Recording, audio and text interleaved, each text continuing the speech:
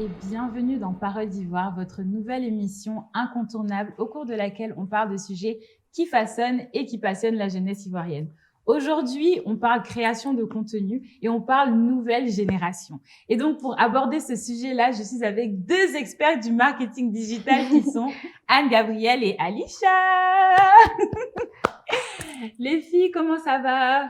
On va bien, merci. Ça va aussi. Je suis super contente de vous recevoir. Ça fait trop plaisir de vous avoir sur le plateau. Nous aussi. Et donc, on va juste parler un peu de création de contenu, de ce que ça fait pour vous d'être les influenceuses du moment, en fait. Et donc, on a une petite tradition à Parole d'Ivoire. Quand on vient sur l'émission, on fait un petit icebreaker pour vraiment briser la glace, avoir une conversation fluide, même si je sais que vous êtes super cool. Donc, ma petite question pour vous, avant de commencer l'émission, c'est si vous devriez faire une collaboration avec un influenceur ou bien un artiste, une célébrité, on met de côté toutes les barrières de la langue, tous les rêves qu'on pense ne pas pouvoir atteindre, qui ce serait? Avec qui vous collaboriez? Moi, j'ai déjà pensé, je pensais à Zendaya. Ah, Oui. pourquoi? Parce que j'aime trop ce qu'elle fait et elle est trop belle aussi, franchement. Ouais, c'est vrai, en plus, toi aussi, t'es trop belle, donc ensemble, ce serait trop cool. Et toi, Anne-Gabrielle? Moi, j'ai pensé à Serena Williams. Mmh.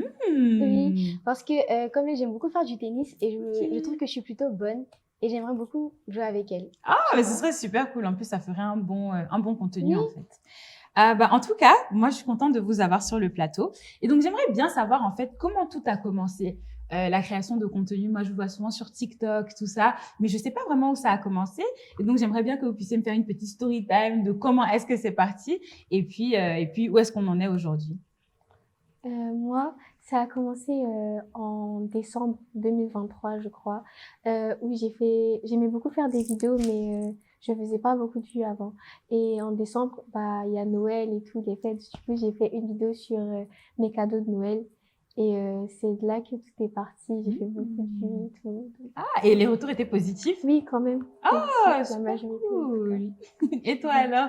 Alors, moi, depuis petit, donc 2020-2022, j'y mettais des vidéos YouTube, c'est-à-dire des get ready with me, des vlogs, etc. Et je les partageais avec ma famille. D'accord. Plus tard, j'ai commencé à les partager avec mes amis. Et un jour, j'ai posté une vidéo TikTok. C'était, je crois, en 2023, en août 2023. Et on va dire que à partir de là, j'ai percé, et j'ai commencé à avoir des abonnés. Et après, j'ai posté régulièrement. Et voilà, petit à petit, mes abonnés ont augmenté.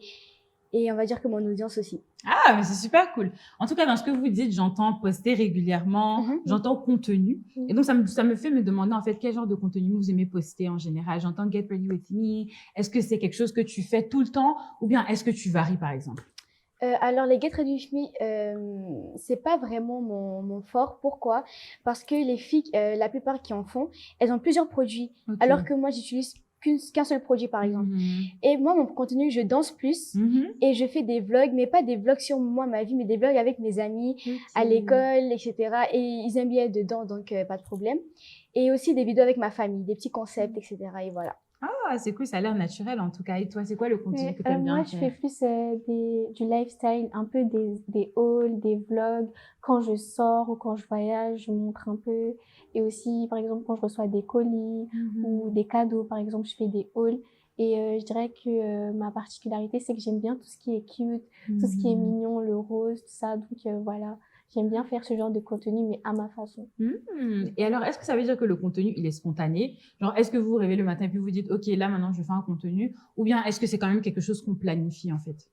Moi, de mon côté, je planifie beaucoup, des semaines et des jours à l'avance, parce que faut toujours trouver des nouvelles idées de vidéos pour donner ce dont le public a envie, pour pas les décevoir. Et voilà. Donc, je planifie. Tu planifies, mais ça demande beaucoup de rigueur. Moi, en tout cas, je sais pas si je serai en mesure de faire un planning comme ça et puis le suivre. Est-ce que ça t'arrive des fois de pas vraiment suivre ton planning? Oui, je suis pas parfois. Et quand je sors, c'est pour ça que je fais un maximum de vidéos pour avoir le plus de contenu à poster. Mais sinon, la plupart du temps, je planifie pour être régulière dans mon contenu. Ouais, bah, ça sonne bien en tout cas. Et toi alors, Anne-Gabrielle, est-ce que tu planifies ou bien est-ce que c'est spontané Non, c'est spontané. Je planifie jamais. Et parfois, enfin, je n'ai jamais encore fait de vidéo. C'est-à-dire, j'ai posté une vidéo et 6 jours après, je poste. Un jour je poste, un jour je poste pas, un jour je poste, un jour je poste pas. Et je planifie jamais. Ok, ben j'aime bien. C'est-à-dire qu'on a un mix des deux. On a un peu de naturel, un peu de... C'est tout aussi naturel, mais c'est plus planifié, plus rigoureux, tout ça. Et alors moi, ça me fait me demander comment est-ce que vous gérez la vie privée et puis la vie sur Internet. Parce que c'est vrai que la raison pour laquelle je voulais vraiment vous avoir sur mon plateau, c'est que vous avez une particularité, c'est que vous avez entre 14 et 15 ans et vous êtes adoré par le public ivoirien. Donc, comment on fait quand on reçoit des commentaires qui peuvent parfois être intrusifs, des choses comme ça, à vraiment mettre la barrière entre le côté privé et le côté public? La plupart du temps, quand il y a des commentaires plutôt intrusifs, moi je préfère ne pas répondre parce qu'une réponse pourrait en fâcher certains et aussi ça pourrait donner trop d'informations. Donc moi je pense que quand il y a des questions trop intrusives, le mieux c'est de pas répondre. Pas répondre. Voilà. Ouais, c'est sage en tout cas. Et toi? Moi, c'est à peu près pareil. Par exemple, mon âge, avant, j'aimais pas dire mon âge. Ok. Et quand ils ont découvert que j'avais 14 ans, ils étaient tous choqués. Ah bon? Oui, mais je voulais pas dire mon âge. Et avant, je disais mon école, mais maintenant, je dis plus mon école. Bah oui, c'est et dangereux. voilà, je dis plus le nom de mon frère, son âge, mon âge, etc. Et voilà. Parce que ça peut devenir un peu dangereux. Oui. Est-ce que ça, c'est quelque chose que vous ressentez au quotidien? Le fait que, par exemple, les gens, ils peuvent essayer d'avoir des informations assez personnelles sur vous et que ça peut devenir un peu dangereux, genre des gens qui vont venir vous attendre devant l'école, des choses comme ça. Oui, ça, par exemple, oui. C'est déjà arrivé? Non, c'est pas déjà arrivé, mais ça a failli arriver. C'est-à-dire que j'étais en live et j'ai dit le nom de mon école. Ok. Et les gens, je sais pas, ils disaient ça en rigolant. Mais ils disaient oui, on va t'attendre devant ton école. Mais même en rigolant, enfin, ça faisait un peu peur. Du coup, à partir de là, ma maman, elle m'a dit de ne plus dire le nom de mon école. De ne plus dire le nom de l'école. Non, t'as bien raison en tout cas. Et du coup, je me demande aussi, est-ce que lorsque vous faites du contenu avec des amis, tout ça, ils aiment bien se prêter au jeu? Est-ce que vous trouvez que votre vie a un peu changé avec les amis depuis que vous créez du contenu ou... La plupart du temps, moi, il y a la majorité de mes amis qui acceptent. Et au quotidien, avec ma famille et mes amis proches, ça n'a pas vraiment changé. Mais avec les personnes extérieures, j'ai l'impression qu'ils veulent me parler juste à cause de ce que je fais sur les réseaux. Et la plupart du temps, donc voilà. Et je reçois beaucoup plus de... Enfin, pas que je reçois beaucoup de haine, mais je reçois beaucoup plus de trucs négatifs sur moi qu'avant. Voilà, donc, et toi donc? Moi, mes amis, ils ont toujours voulu se prêter au jeu. Et par contre, ils n'ont pas changé. Enfin, c'est toujours la même chose. Par contre, j'ai par exemple des copines, elles me proposent des idées de vidéos. Quand elles en ont, elles me disent « Ah, Gabrielle, j'ai une idée de vidéo, tu pourrais faire ça, etc. » Et dans mon entourage, bon, c'est vrai que comme Aïcha, il y avait des gens aussi qui, par exemple, avant ne me connaissaient pas ou me remarquaient pas. Et que maintenant que je poste, ils me remarquent et cherchent à plus me parler.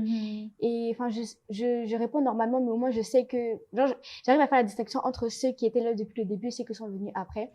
Et pour moi-même, on va dire que j'ai plus confiance en moi maintenant. Ah, ça, c'est une belle réponse. Mais quand même, j'ai envie de vous demander comment on fait pour distinguer justement les personnes qui sont là vraiment pour être vos amis et les personnes qui sont pas forcément là pour ça et comment on agit avec ces personnes-là? Moi, je vois plus ça dans la manière de parler, dans leur approche. Parce qu'ils voient mes vidéos et quand ils voient, ils sont toujours là. Ah, est-ce qu'on peut devenir amis? Est-ce que tu veux qu'on soit amis? Et ça se voit directement, en fait, que c'est à cause de mon contenu qu'ils veulent être avec moi. Alors qu'il y a de cela un peu plus d'un an, bah, je postais pas sur les réseaux. Alors, les amis que je me faisais, je sais que c'était pour ma personne et pour que je suis et pas pour ce que je crée. Donc, voilà, je pense que pour les arrêter, la plupart du temps aussi, je réponds pas. Et voilà. Ah ouais, non, ça c'est important en tout cas de pouvoir faire la distinction parce que moi je sais que le fait d'avoir des amis qui ne portent pas vraiment vers le haut peut souvent amener à ne pas vivre les choses de façon très joyeuse. Mais du coup, j'ai envie de savoir aussi, moi je sais que je suis rentrée en contact avec vos parents pour pouvoir faire l'interview par exemple, mais comment est-ce que en général l'encadrement se fait au niveau de la famille? Est-ce que par exemple les parents regardent un peu ce que vous postez? Est-ce qu'ils vous suivent sur les réseaux sociaux?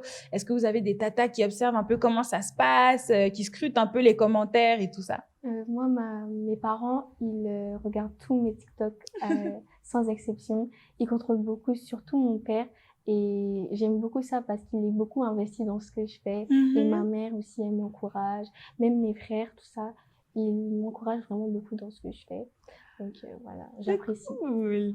Alors, moi, c'est à peu près pareil, sauf que moi, ma maman, elle a mon compte TikTok, Instagram et Snapchat. Ma grand-mère, elle a mon compte TikTok. Ma tante, bon, elle a plus mon compte TikTok, mais elle regarde régulièrement mes vidéos. Ma maman, elle les regarde tout le temps. Ma grand-mère aussi, elle les regarde presque tous les jours.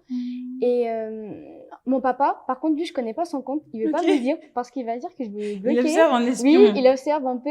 Et quand il y a quelque chose qui ne lui plaît pas, il appelle ma maman pour lui dire, ah, Anne-Gabrielle, elle a posté ça, pourquoi elle postait ça, etc. Et parfois, je supprime. Mais parfois, je négocie un peu. Tu négocies voilà. un peu. Quel genre de contenu, par exemple, vous aimez faire et quel genre de contenu vous n'êtes pas trop sûr de vouloir continuer de faire à cause des parents ou bien à cause du regard des autres, peut-être?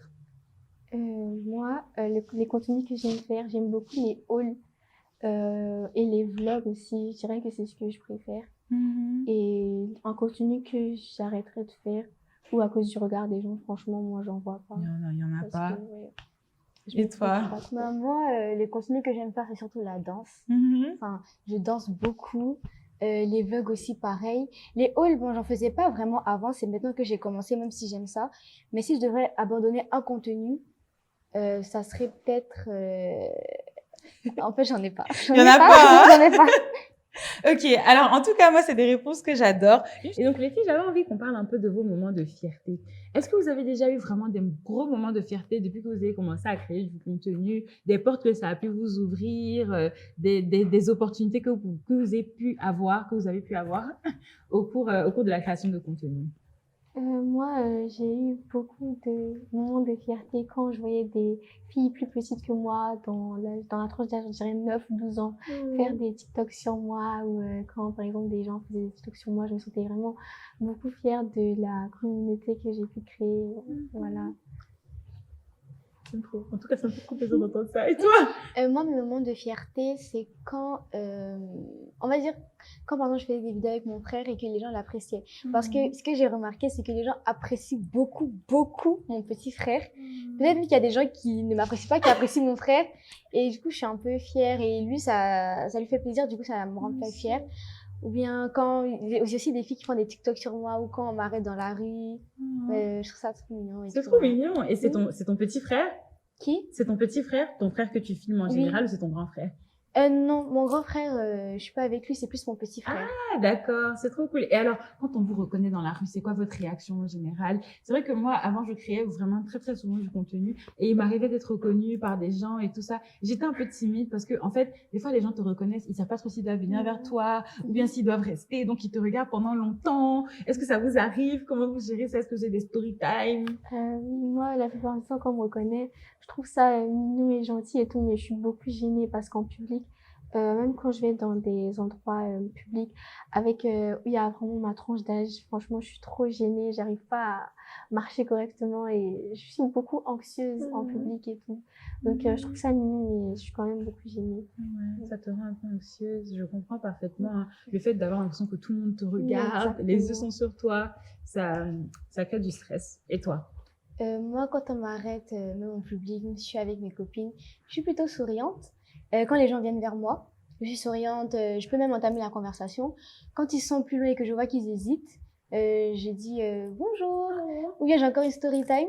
Une fois, j'attendais mon bus de l'école devant chez moi. Et là, il y a une voiture qui s'arrête. Et donc, moi, j'avais peur. Et donc, je vois, c'était un papa qui conduisait sa fille à l'école. Et la fille, elle descend. Elle dit, ah, c'est Anne-Gabrielle et tout. Il y a ma cousine, elle veut ton numéro. Donc, est-ce que tu peux lui donner pour que vous parliez? Donc, bon, elle a quand même pris le temps de s'arrêter. Elle a dit à son papa, arrête-moi aussi, Anne-Gabrielle. Donc, j'ai donné mon numéro. Mais j'ai pas vu de message, mais bon. Voilà. Oh, c'est une belle story time. En tout cas, elle a dû tellement fatiguer son papa qu'il a dit, bon, ok, on garde la voiture pour lui parler. Et j'ai entendu, donc tu disais, des fois, ça te rend un peu anxieuse, tout ça. Et c'est vrai que les réseaux sociaux, quand même, ça crée beaucoup de stress, beaucoup d'anxiété. Des fois, tu te réveilles le matin, t'as plein de notifications, t'es pas trop sûr de ce qui s'est passé, si c'est positif, si c'est négatif. Et comment vous gérez au quotidien le fait de prendre soin de vous, le fait de vraiment prendre le temps de vous assurer que tout va bien d'abord dans votre santé mentale avant de venir sur les réseaux et puis de continuer la création de contenu? Moi, franchement, je dirais que c'est quelque chose que j'arrive pas vraiment à faire parce que je suis vraiment beaucoup omnibulée par mon compte. Du coup, la première chose que je fais quand je me réveille, je vais sur TikTok et je vois ce qui se passe pour voir si tout sur mon compte va bien ou ce que les gens ont fait, ce que les gens ont dit. Du coup, je sais pas, j'ai l'impression que c'est quelque chose d'un peu négatif parce qu'il faut que je prenne du temps pour moi. Mais depuis que j'ai commencé, j'ai l'impression que je dois faire ça pour toujours être au courant. C'est ça. Et est-ce que ça fait que tu te sens exposée? Oui, quand même beaucoup, parce que il y a des gens, ils ont des informations sur moi que je ne sais même pas d'avoir donné. Donc, voilà, mais sinon, à part ça, ça va. Ouais, non, je comprends, c'est le lot qui vient avec, comment on appelle ça, le revers de la médaille. Ouais, ça, c'est beaucoup de stress. Et toi, donc, est-ce que par moment, vraiment, tu te sens un peu anxieuse? Est-ce que tu as l'impression que tu as vraiment besoin de prendre un peu du recul par rapport aux réseaux sociaux ou bien ça t'est jamais vraiment arrivé? Non, ça m'est jamais vraiment arrivé. Par contre, un moment, j'avais pensé à prendre du recul. Enfin, plusieurs personnes me l'avaient conseillé, mes amis, ma famille, à cause de l'école. Parce que il m'est déjà arrivé de pleurer à l'école à cause de ça. Et du coup, il m'avait dit, prends du recul, prends du recul. J'ai jamais vraiment réussi à le faire. Mais on va se dire que, d'un autre côté, les réseaux, ça m'aide à m'évader un peu. Quand je vais sur les réseaux sociaux, quand je fais mes vidéos, quand je crée du contenu, je danse, ça permet de m'évader. Je peux être triste et quand je fais une vidéo, quand je la poste, c'est bon, la tristesse, elle est plus là. Du coup, oui. Mais après, je suis parfois stressée. Parce que quand je me réveille, oui, je vais premièrement sur TikTok, sur Instagram, etc. Et voilà. Est-ce qu'on a l'impression que ça participe un peu à une addiction aux réseaux sociaux? Oui, Un peu? Oui, un peu. Et est-ce que vous pensez aussi que l'âge contribue à quelque chose? Est-ce que vous pensez que le fait que vous soyez jeune aussi, ça fait que finalement c'est devenu un peu part intégrante de vos vies ou bien? Oui, je pense. Oui, je pense aussi. Et est-ce que vous pensez que c'est un milieu dans lequel vous voulez évoluer? Est-ce que, par exemple, à 18 ans, 20 ans, vous voulez continuer de créer du contenu? Ou bien est-ce que c'est quelque chose qu'on fait juste pour le fun et on ne sait pas vraiment? Moi, je dirais, je pourrais continuer, mais quelque chose que je ferais un peu sur le côté parce que par exemple, là, actuellement, on est en tendance et après, dans 1 an, 2 ans, même 1 mois, voire 2, il y a une nouvelle personne qui pourrait arriver. Donc, en fait, sur les réseaux, c'est pas certain. Donc, faut pas trop s'accrocher parce que c'est un milieu qui est très dense et personne peut prédire ce qui va se passer. Donc, je me vois pas vivre de ça. Peut-être continuer, mais pas vivre de ça. Non, c'est une réponse très sage. Et du coup, j'ai envie de vous demander, est-ce qu'il vous arrive d'avoir peur ou d'être anxieuse et de se dire, imagine un jour, je me réveille et puis j'ai perdu tous mes abonnés. Ou bien, imagine un jour, je me réveille. Ah, on dirait que ça sent le vécu quelque part. Est-ce qu'il y a des jours où on se réveille et puis on se dit, mais imagine tout ça, ça s'arrête. Qu'est-ce que je fais? Et si oui, qu'est-ce qui vous passe par la tête? Anne-Gabrielle, je te regarde parce que j'ai pas pu m'empêcher de te voir gratter la tête comme ça. Qu'est-ce qui s'est passé? Dis-nous tout. Alors là, ça va faire la 3e fois que je perds tous mes abonnés. Ah bon? Alors la première fois, ça s'est passé... franchement, j'ai pas compris pourquoi on m'a banni. J'ai pas compris. C'est TikTok qui bannit le compte. J'ai rien fait. Enfin, je poste des vidéos normalement, comme tout le monde. Et je me réveille, on m'a banni. Après, je me souviens, ça s'est produit à l'école. J'étais à l'école et je me dis, les filles, venez, j'étais en heure libre. Les filles, venez, on fait une vidéo TikTok. Et là, je me connecte sur mon compte et puis je vois votre compte était définitivement banni, etc. Donc là, je comprends pas, je reste sur place, je comprends pas, je dis, mais est-ce que c'est un prank et tout? J'annule, je vois, on me déconnecte. J'essaie de me reconnecter, j'arrive pas. Donc là, je suis partie dans les toilettes. Je suis partie dans les toilettes, les filles, elles ont pas compris. Je suis directement partie dans les toilettes et là, je me suis dit, bon, je vais me calmer, j'ai commencé à pleurer. Et là, l'éducatrice est venue, mes copines sont venues, même des filles de ma classe avec qui j'étais pas vraiment proche sont venues aussi. Et voilà. Et je me suis calmée et 3 jours après, on m'a redonné mon compte. Ah, ils t'ont redonné ton compte? Oui. Ah, ça c'est une victoire. Ça faisait de 1. Après, j'ai voyagé. Enfin, je suis partie faire des funérailles dans mon village. Et là, je reviens. Et puis, j'étais à 99 000 abonnés. Donc, je me suis dit, dès que j'arrive à Abidjan, je fais une vidéo compte à rebours 99 999 et 1200. Et là, j'arrive à Abidjan. Quand je vois que je suis à 100 000 abonnés, parce qu'en fait, avant même de prendre la route pour Abidjan, j'étais déjà à 100 000 abonnés. Je me suis dit, je vais faire la vidéo à la maison. J'arrive à la maison, je suis dans la voiture, on me bannit. Et là, en fait, j'ai compris parce qu'il y avait une vidéo que j'ai postée, c'était un edit, un montage. Et pendant 0,1 seconde, il était apparu ma carabine. Ah, d'accord. Mais elle n'était pas en action, c'est-à-dire qu'elle était juste posée là, mais on la voyait. Et là, ils m'ont banni. Et là, je pensais qu'ils allaient me redonner mon compte, donc j'étais un peu confiante. Mais en fait, finalement, ils m'ont jamais redonné mon compte. Ils t'ont jamais rendu ton compte. Donc, t'as dû refaire un autre compte. Oui, et j'ai pas attendu parce qu'en fait, je me suis dit, mais j'ai toujours voulu faire ça pourquoi, à cause de sûrement quelqu'un qui m'a signalé, pourquoi je vais arrêter maintenant? Bien sûr. Dès l'instant où j'ai perdu mon compte, je pense que j'ai fait une vidéo pour dire que j'ai été bannie. Et là, tout le monde est revenu encore. Et quand je suis arrivée à 77 000 abonnés, je me suis dit, bon, dans ma tête, à la rentrée, je vais retrouver mes 100 000 abonnés. À mes 77 000 abonnés, on me Ils pirate. sont bannis encore. Non, mais on me attendez. pirate. Ça, c'est une attaque maintenant. C'est une Depuis, attaque. j'écoute. À chaque fois, j'attends que tu me dises que tu as eu la victoire et puis, en rebelote. Non, on me pirate. Donc là, j'ai fait une story time encore sur mon compte actuel. Et il y a des gens qui sont revenus encore, mais pas tout le monde. Mais oui. Mais en fait, ça m'a pas fait mal parce que je me suis dit, bon, c'est pas comme si personne n'était revenu. Mais bien sûr. Autant continuer avec ceux qui sont reviennent. là. Donc là, bon, actuellement, je suis à 40 000 abonnés et je garde toujours espoir et je me dis que même si on me bannit encore, je suis prête à recréer un deuxième compte, ça me dérange pas. Waouh, mais ça, c'est beaucoup de cardio, hein. Je trouve que c'est vraiment, genre, c'est fatigant de devoir toujours recréer. Et ça me fait me demander, est-ce que vous vous êtes déjà dit, peut-être que je vais diversifier un peu, peut-être que, au lieu d'être que sur TikTok, je vais essayer un peu d'autres applications parce qu'on dirait que TikTok est vraiment pointilleux sur ce genre de choses et il arrive de devoir toujours recommencer son travail à zéro. Moi, je suis majoritairement sur TikTok. Franchement, c'est là-bas que j'écris mon contenu, ma communauté et tout. Mais j'essaie aussi d'aller sur d'autres réseaux sociaux. Par exemple, Instagram, Snapchat. Mais je dirais que je suis beaucoup plus basée sur TikTok. Et ça, c'est quelque chose, est-ce que tu as déjà eu peur justement qu'une telle chose t'arrive? Oui. Est-ce que ça t'est déjà arrivé?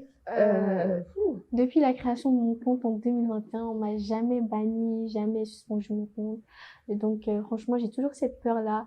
Mais du coup, je fais c'est pour ça que je fais attention, je planifie, je regarde les vidéos et tout, mais on m'a jamais banni. Voilà. Et aussi, une thématique qui est assez importante aussi, c'est il y a le cyberharcèlement sur les réseaux sociaux, par exemple. Je ne sais pas si vous en avez déjà été victime ou bien si vous avez vu un peu des gens qui ont été victimes de cyberharcèlement. J'aurais voulu savoir est-ce que c'est quelque chose qui vous fait peur et quels sont selon vous les outils que vous pouvez utiliser pour lutter contre ce cyberharcèlement-là. Par exemple, je sais qu'il y a la PLCC qui est là, qui défend vraiment les créateurs de contenu quand ils font face à des commentaires un peu négatifs. Est-ce que, par exemple, vous avez déjà voulu saisir la PLCC? Est-ce que vous pensez, en tout cas, que si quelque chose arrive, vous seriez prête à le faire? Comment on lutte un peu contre le cyberharcèlement? Moi, de mon point de vue, j'en subis pas trop au début. Entre mes 10 000 et 50 000 abonnés, je subissais pas vraiment. Mais là, en fonction des jours avancent et tout, les abonnés augmentent. Je vois, il y a beaucoup plus, je remarque beaucoup plus de commentaires haineux, même si ils sont minoritaires, mais j'en reçois quand même. Et pour lutter contre ça, franchement, il y a mon père qui est là, qui a mon compte. Et aussi, je filtre les commentaires. Et avant, je réagissais, mais maintenant, je réagis plus.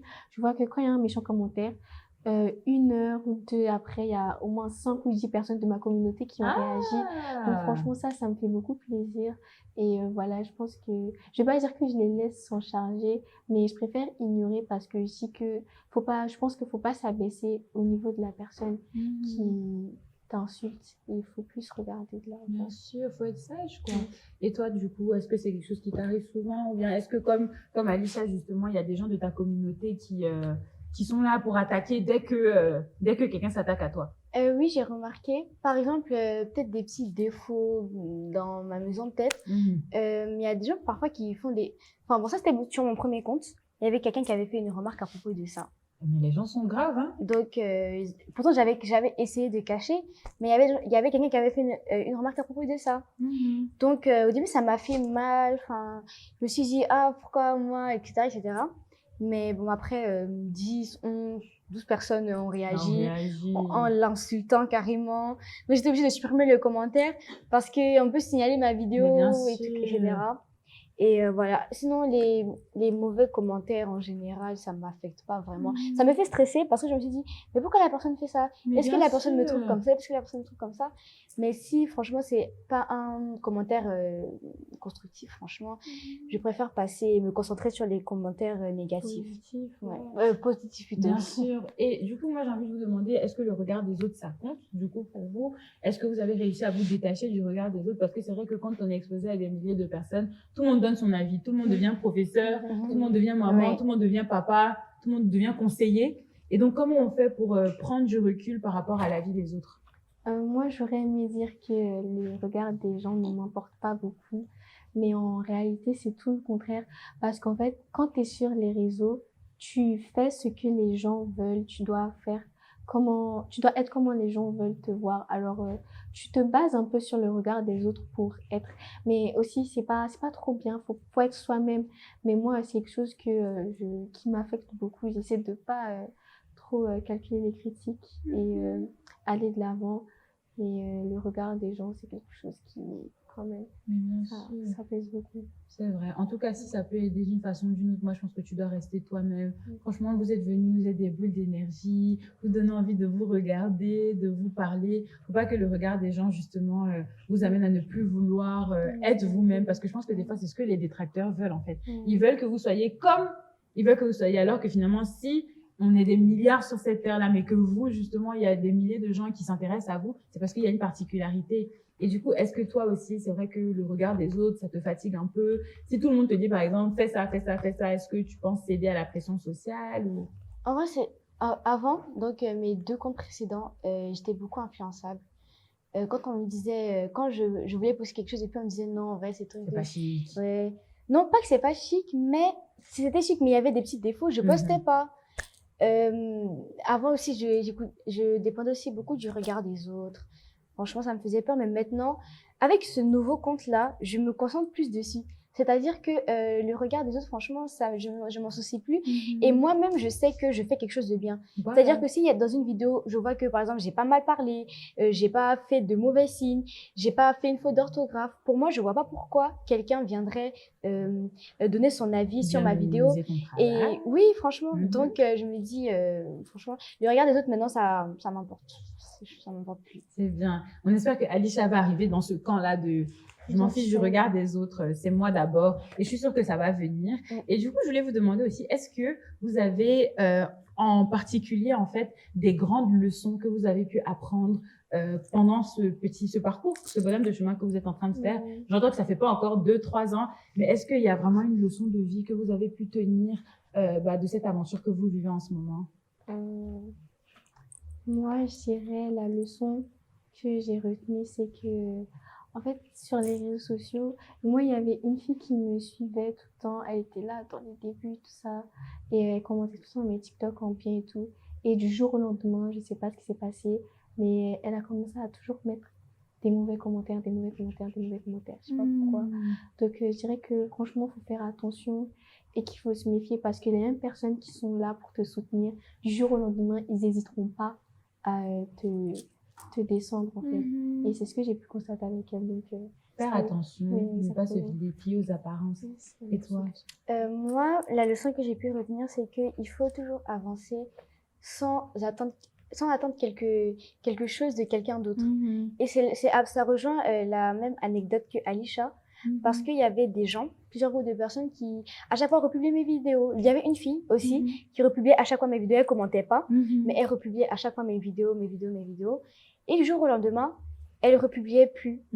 Enfin, je pense pas qu'elle me critiquait. Parfois, elle likait mes vidéos, parfois elle republiait, mais elle republiait plus comme avant. Et puis, sur mon nouveau compte, sur mon nouveau compte comparé à avant, bah là, par exemple, elle m'a pas suivi. Enfin, on n'est pas amis sur TikTok.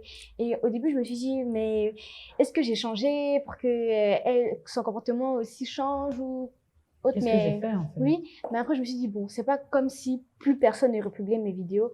Et je préfère me concentrer sur les personnes qui sont là actuellement que celles qui étaient. Non, t'as bien raison. Et alors, moi, j'ai envie de vous demander aussi pour les placements de produits, les partenariats. Ah, je vois les sourires. Comment ça se passe? Est-ce que vous recevez beaucoup de cadeaux? Est-ce que vous aimez recevoir beaucoup de cadeaux? Est-ce que ça passe par les parents? Voilà. Est-ce qu'il y a une compensation salariale? Tout ça. Alors moi, les partenariats avant, quand je dirais aussi dans la tranche des 10 000 ou 50 000 abonnés, je les acceptais tous. Je les faisais tous, je ne demandais pas de rémunération parce que je trouve que c'est quelque chose que j'en ai pas vraiment besoin. Je fais ça pour le plaisir et tout. Et je les acceptais tous.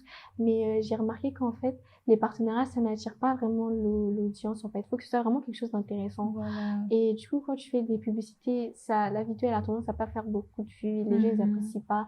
Du coup, maintenant, je trie beaucoup plus parce que je veux faire des vidéos qui plaisent à ma communauté et pas le faire parce que je reçois des trucs et tout. Donc, franchement, c'est vrai que j'en fais, mais j'en fais moins qu'avant. Et toi? Moi, au début, je n'en faisais pas des rémunérés.